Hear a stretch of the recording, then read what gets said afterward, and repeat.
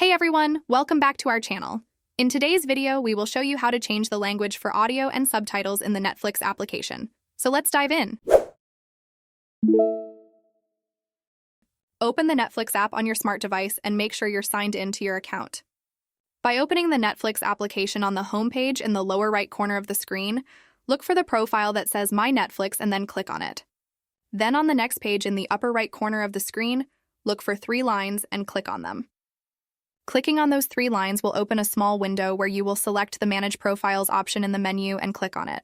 The application will open a new page where you can select the profile on which you want to change the language for audio and subtitles, and click on that profile.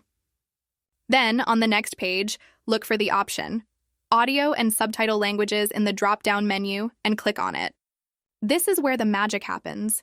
It's up to you to decide which language you want to hear and see in the subtitles. In addition to English, by selecting the language, all you have to do is click on it. And just like that, you're ready for your new language settings.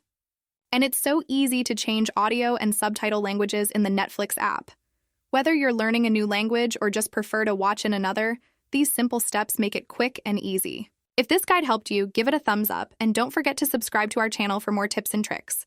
Thanks for watching and see you in the next video.